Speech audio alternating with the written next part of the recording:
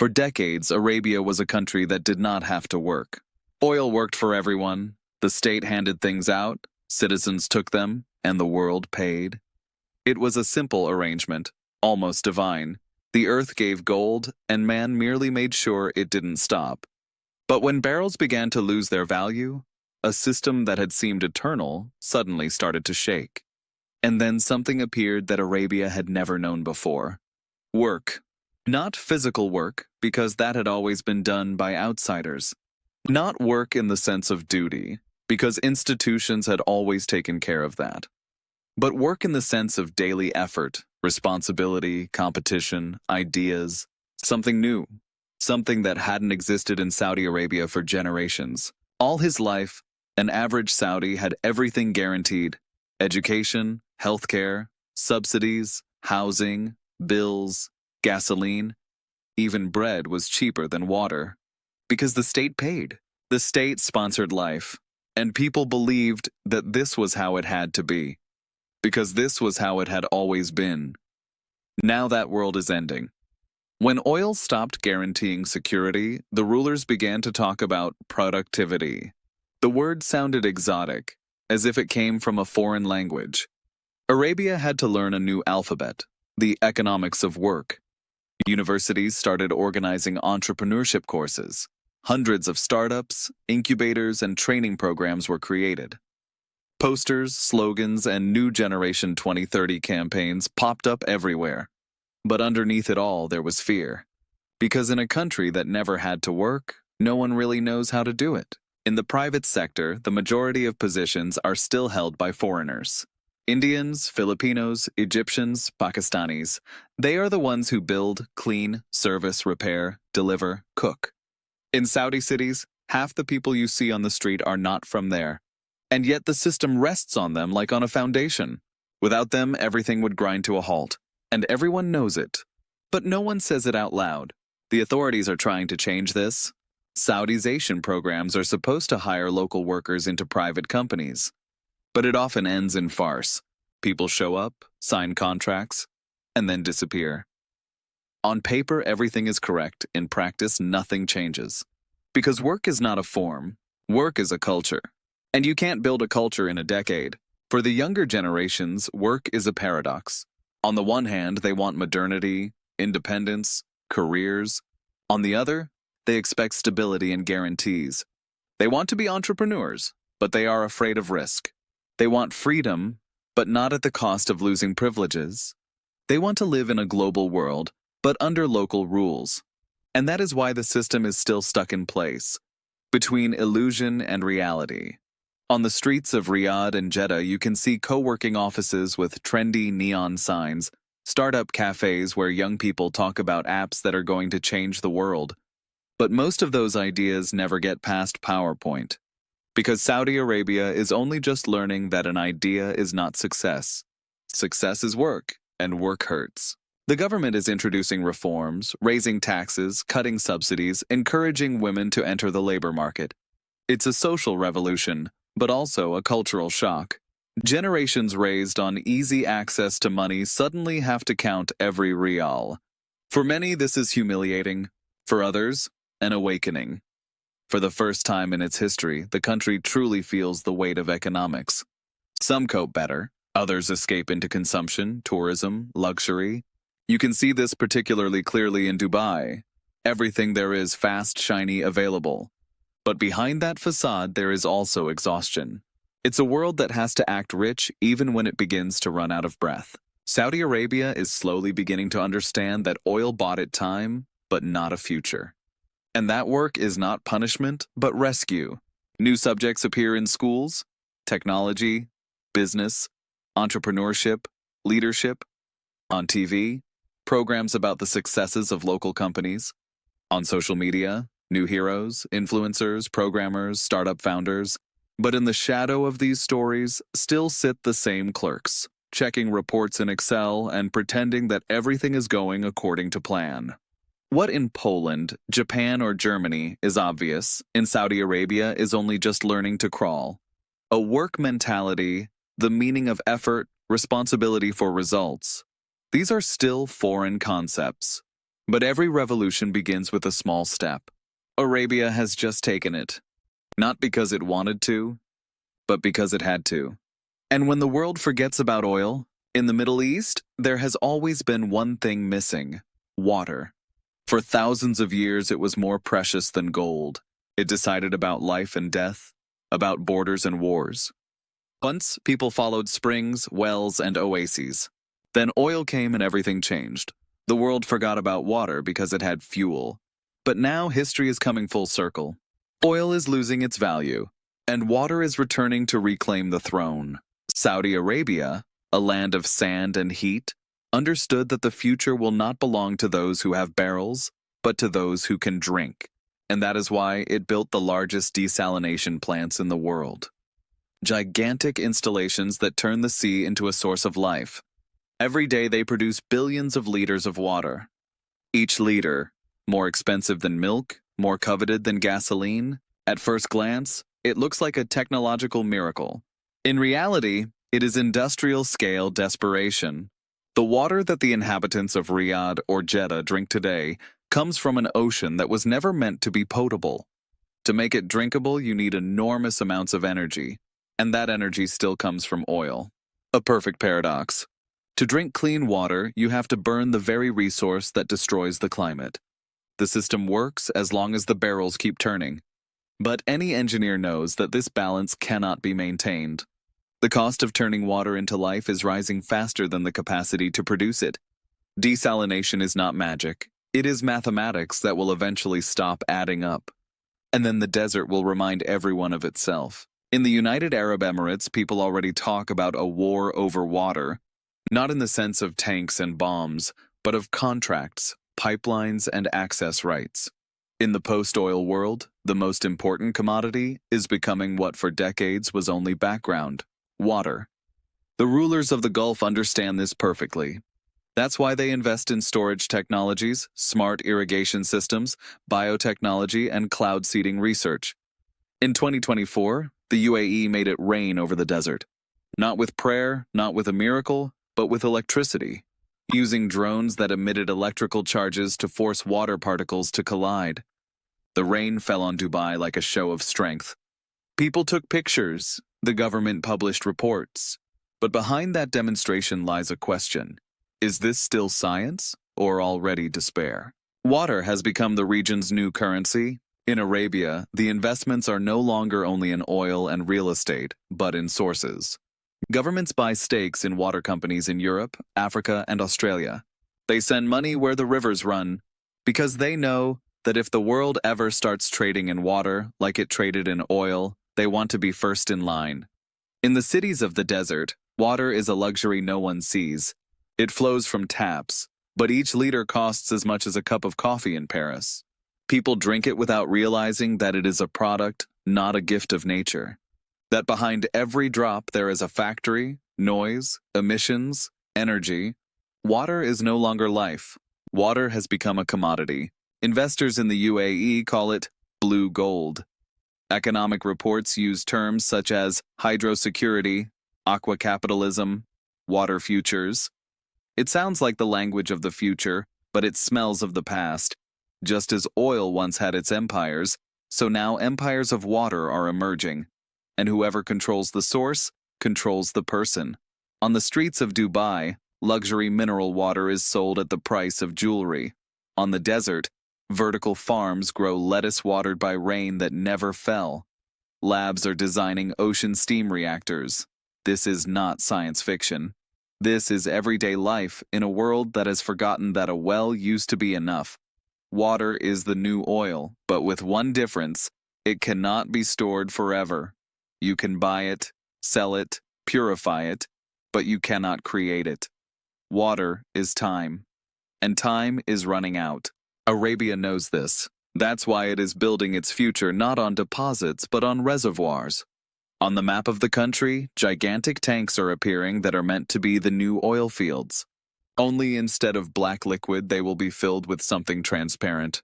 It is the irony of history. A region that fed the world with oil for 100 years will now be begging for water. And perhaps this is a new kind of historical justice. Because the desert always takes back what was taken from it, even if it has to wait 1,000 years. Once people said that oil was the blood of the earth. Today you could say that water is its tears, and those tears are becoming more and more expensive.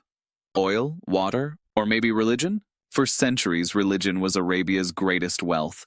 It gave it meaning, identity, holiness, and status. Everyone knew Mecca long before anyone had heard of oil. Pilgrimages were a source of pride and faith, a resource that could not be bought or extracted. But when oil began to flow from under the ground, something in that balance cracked. Spirituality started to mix with commerce, holiness with luxury, prayer with money. At first, they tried to merge it all. The rulers said that wealth was a sign of grace, that oil was a blessing, proof that God had rewarded the faithful. And for a while it worked. A desert that had recently been a land of hunger turned into a palace of marble. Faith and oil lived in one body, prayed in the same language. But each had a different goal. Religion said, serve, share, be humble. Oil said, possess, invest, show off. It was a war between two worlds hidden in one country. In mosques, sermons about humility were preached, while outside the doors, the most expensive cars in the world were parked. Holiness and profit began to dance together so tightly that it became hard to tell who was leading. As the years passed, oil began to win. Wealth became the new religion and God, its ambassador. The rulers made pilgrimages to Wall Street as devoutly as to Mecca. There they offered sacrifices in dollars. There they prayed for a rise in the price of a barrel. Holy words were replaced by economic slogans, and people began to believe that it wasn't prayer that brought blessing, but the market. From this mixture, a new faith was born. Faith in stability. Not in heaven, but in the price of oil. Not in a miracle, but in a contract. Every crisis on the market was treated like divine punishment. Every price spike like a sign of salvation. Economics became the preacher and the bank, the new prophet. Religion didn't disappear, but it was subordinated, used as a tool to legitimize wealth. Preachers began to talk about an Islam of success, about prosperity as a form of gratitude to God. Luxury stopped being a sin. It became proof of faith. The more you had, the more you were supposedly blessed. As a result, spirituality began to resemble a stock exchange, full of movement, noise, and sudden collapses in meaning. For ordinary people, this was a shock. The old Arabia, the one of prayer, silence, and simplicity, vanished into the fog of neon lights and financial centers. At night, instead of the muezzin, you heard sports cars. Instead of incense, exhaust fumes. The younger generation no longer understood what sin even was, because in a world where everything can be bought, nothing is truly sacred. But something began to shift. With the end of the oil era came doubt. When a miracle ends, people start looking for God. And so, in the richest cities of the desert, something unexpected appeared. The return of questions. What is left of our faith? Is God still present, or was he sold off along with the barrels? New clerics, raised in the age of smartphones and the internet, are trying to build a bridge between the past and the future. They talk about work, ethics, responsibility. They create a language that doesn't clash with modernity. In their sermons, the word innovation appears as often as prayer. For some, this is blasphemy. For others, hope. The government supports this because it knows that religion is the best remedy for social anxiety. Faith is once again becoming necessary, not as holiness, but as a system of control. But this time people feel the difference. They know that something in all this is inauthentic, that spirituality does not grow out of a press release, that if God returns, he will not arrive in a convoy of Bentleys. In Saudi Arabia, faith is coming back slowly, but differently. Not to palaces, not to markets, to people, to homes, families, silence. After years of consumption, a hunger for meaning is emerging. People feel that luxury no longer brings peace, that wealth without faith is like a desert without water, And perhaps this is the paradox. Oil gave Arabia wealth, but took away its soul. And now, as oil begins to run out, the soul is coming back. Not in the glare of gold, but in the shadows. Not in loud prayers, but in whispers. Because maybe only after the end of oil will Arabia understand that true wealth never flowed from the ground.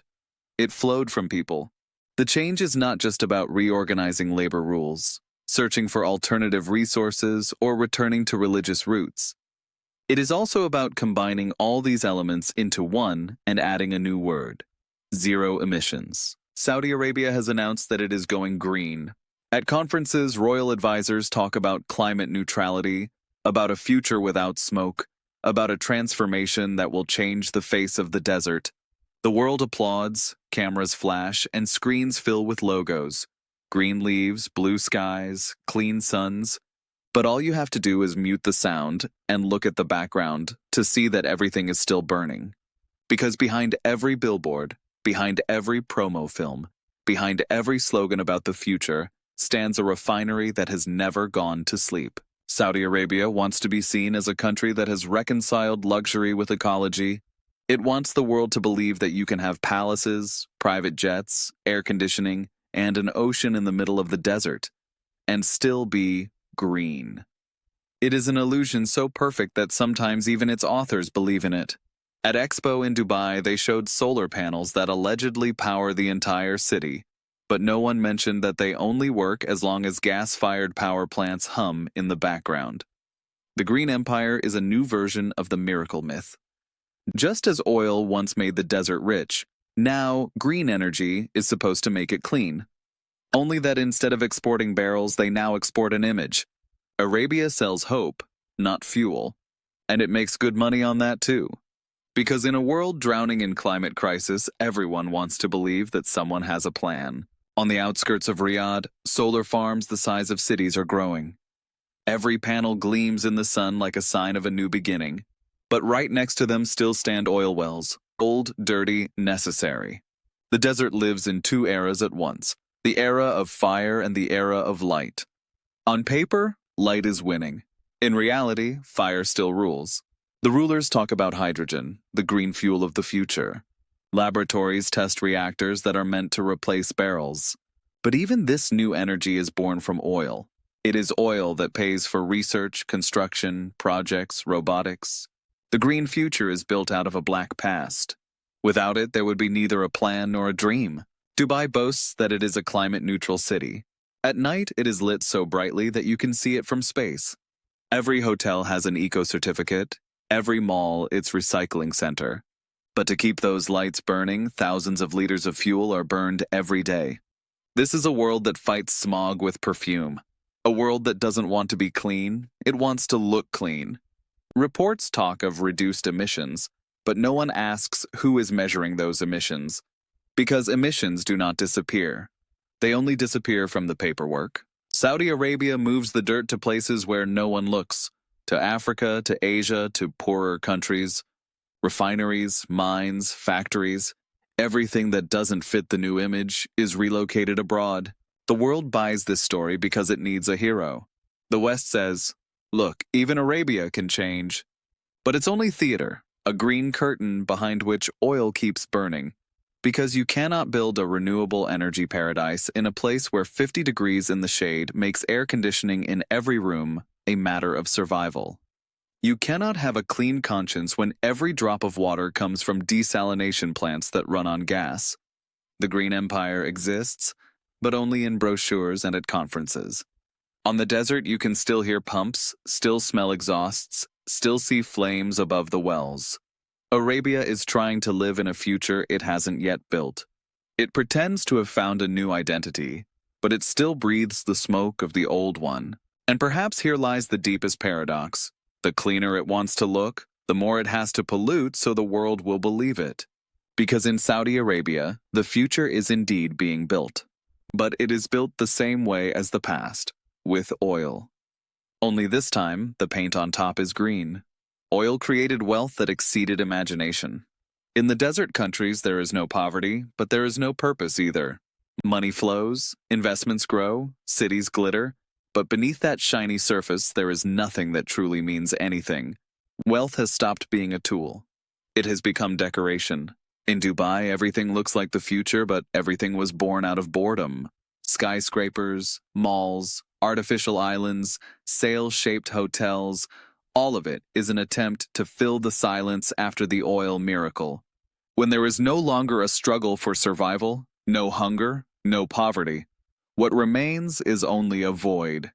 And a void has to be filled. With gold, light, noise, with anything as long as it's not thought. In Riyadh, Qatar and Abu Dhabi projects are being drawn up that are so huge, they seem unreal. Underwater museums, ski resorts in the desert, cities built of holograms. Everything shines, everything costs, everything impresses, and nothing stays. This is a civilization without meaning, but with an unlimited budget. The rulers know that the future cannot be only a continuation of wealth, but they don't know how else to live. Because how is a country supposed to live that for 100 years measured the value of existence in dollars per barrel? How is a nation supposed to breathe that never had to try in order to survive? Oil created comfort, and comfort killed instinct. In Arab cities, luxury has become an obligation. If you don't have a new car, a new phone, a new apartment, something is wrong with you. Consumption has replaced identity. You are what you buy, and the more expensive it is, the more real it feels. Because in a world where everything is available, only price gives meaning. The shops are full of people who need nothing. Shopping malls resemble temples in which the god is the brand. Glacier water, lab-grown coffee, perfumes from outer space. This is the new liturgy. Everyone wants to buy a sense of uniqueness because nothing else is left. The children of billionaires study in the West, but come back empty. They know everything about the world, but don't know what to live for. Their fathers built fortunes, but never passed on a sense of purpose. Because purpose cannot be bought. In the culture of the desert, where once everything had meaning, water, shade, bread, a word, meaning has now dissolved. People have everything, but have no reason. Television talks about happiness, development, national pride, but in people's eyes, you increasingly see weariness. As if they already knew that the future they built is just nice packaging. On the surface, Arabia still glitters. Airports smell of newness, hotels are full of tourists, funds keep investing. But inside, fatigue is growing. Because a person cannot live in a world where everything works, but nothing has meaning. It is not the body that is tired, but the soul. Tired of having everything. And that is the greatest tragedy of the post-oil era. Not that the barrels will run out, but that the reason for extracting them already has. When everything is possible, nothing is necessary. And the richest society in the world begins to yearn for something that cannot be bought. For lack, for struggle, for meaning. Arabia still has money. But more and more often it looks like a museum exhibit. It shines, but does not live. It circulates, but does not create. It fills the world, but does not build it. It is wealth without direction, without purpose, without a soul. And perhaps this is the hardest thing to admit. That the greatest luxury a person can have is meaning. And that is the one thing Saudi Arabia can no longer produce. What could a future without oil look like? Let's imagine. The year 2060. The desert is quieter than ever before. There is no sound of pumps, no flames, no smell of gasoline. A world that lived on oil for 100 years has finally given it up. But this renunciation did not come from pure will. It came from necessity. Oil stopped being a symbol of wealth. It became a memory. The cities are still standing. The skyscrapers still gleam. Cars still drive, only more quietly because they run on electricity. The airlines still fly, though their fuel is now a synthetic dream. At first glance, Arabia looks just as it did. But something has changed. The air. The air smells different. It no longer smells of money. It smells of survival. People have learned to live in a new rhythm. They no longer work for wealth, but for stability. They don't chase records, but balance. The fever of luxury is gone, but so is enthusiasm. In 2060, Saudi Arabia is clean, but it is not happy. Instead of refineries, laboratories. Instead of sheikhs, managers. Instead of barrels, emissions reports. Every meter of the new world is planned, calculated, designed. But within this order, there are no emotions left. It is a country that saved itself, but stopped living. On the streets of Riyadh and Jeddah, young people look at screens, not at the sky. The memory of the oil era is for them a myth they know from films.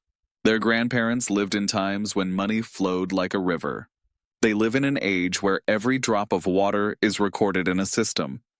Once, oil gave freedom. Today, technology gives control. Progress that feels like a golden cage. The rulers of Arabia boast of a new achievement: climate neutrality achieved.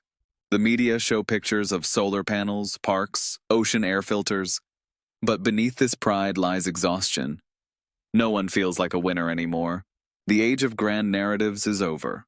What remains is routine, managing a world that has stopped dreaming. The cities are clean, but empty. Instead of smoke, light. Instead of the smell of oil, the smell of ozone. In office towers where oil contracts were once celebrated, climate data is now analyzed.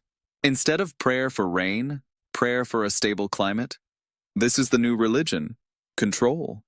Everyone wants to be sure that chaos will never return. Only the desert remembers. Under glass and concrete still lie deposits that no one extracts anymore. Old pipelines buried but not forgotten.